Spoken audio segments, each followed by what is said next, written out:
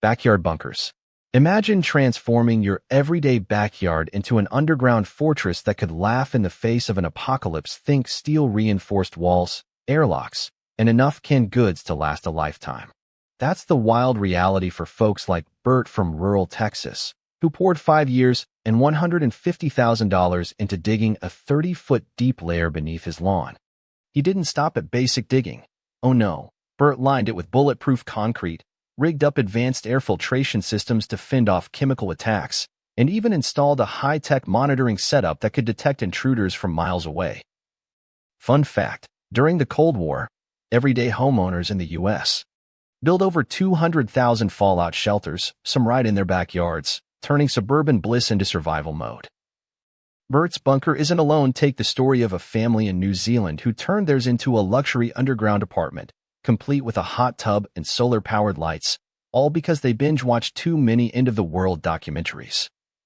It's hilarious to think about grilling burgers on the surface while your secret lair waits below, ready for the big one.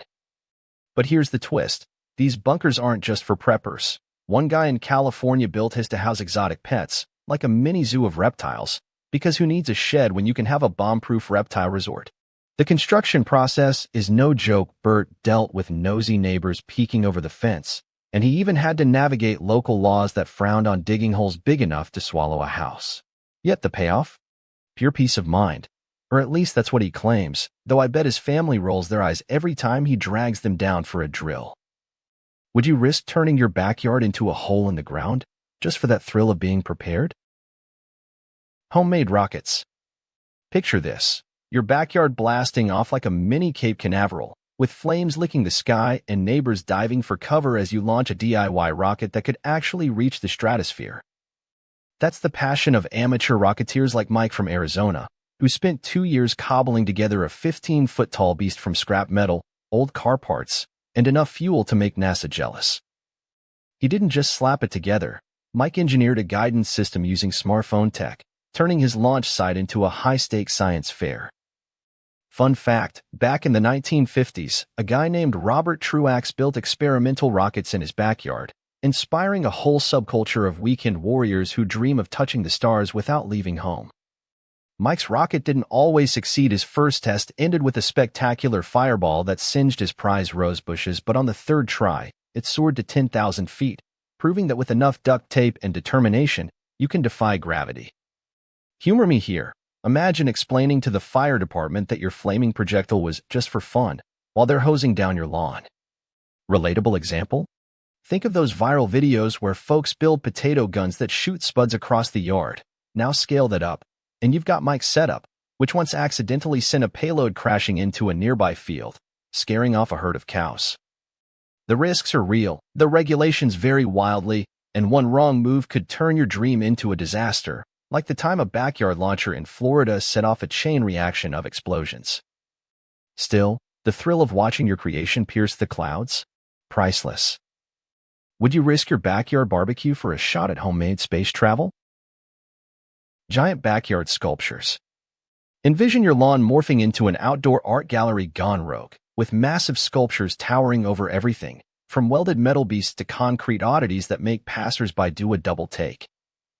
Take Sarah from Oregon, who turned her half-acre into a surreal landscape by building a 20-foot-tall dragon from recycled car parts, complete with flickering LED eyes that light up at night. She didn't stop there. Sarah incorporated hydraulic systems so the dragon's wings could flap, creating an interactive spectacle that draws crowds and confuses delivery drivers.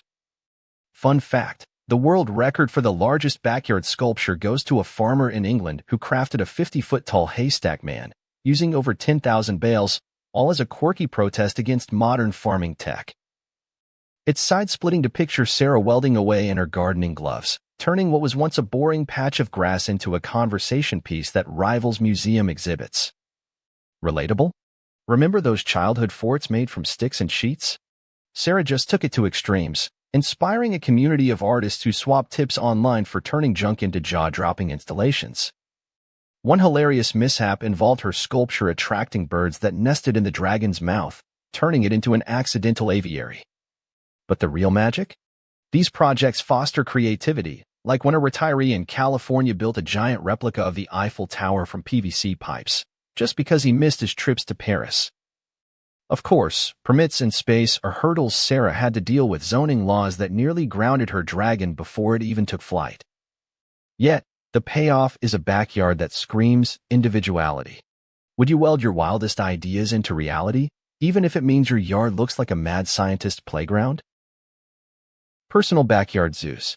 What if your backyard became a private safari, teeming with exotic animals that turn mundane mornings into wildlife adventures? Think zebras grazing next to the swing set or parrots squawking from custom-built enclosures.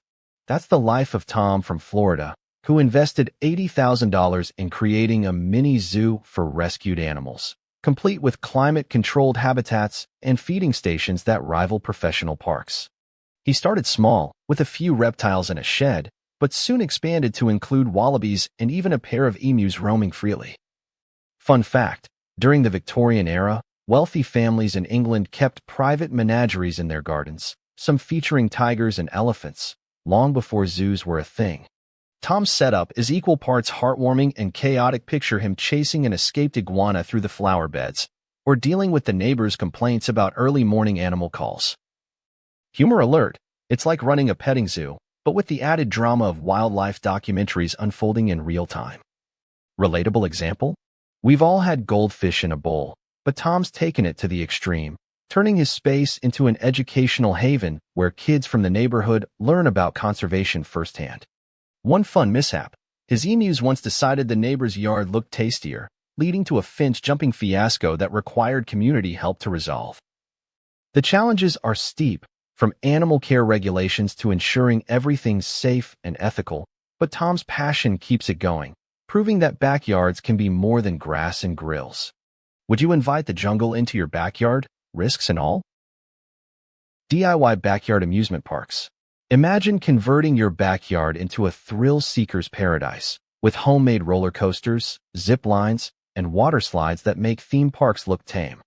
Enter Lisa from California, who, after quitting her desk job, built a pint-sized amusement park featuring a 50-foot zip line and a looping track for go-karts, all constructed from wood and recycled materials. She didn't skimp on details, adding safety harnesses and even a ticket booth for family and friends. Fun fact, the first roller coasters were essentially backyard inventions in Russia back in the 1700s, wooden slides that evolved into global sensations. Lisa's park turned heads when a viral video showed her kids racing down the slides, sparking a trend of DIY fun zones. It's laugh-out-loud funny to think of her troubleshooting a jammed go-kart mid-ride, or explaining to inspectors that it's just for personal use. Relatable? Who hasn't set up a slip and slide on a hot day? Lisa just leveled it up, creating memories that beat any commercial park. But beware, one of her early tests ended with a minor splashdown mishap, soaking the lawn and teaching her the value of engineering. Despite the occasional hiccup, her backyard oasis brings joy, fostering community and creativity. Would you build your own Adventureland, one nail at a time?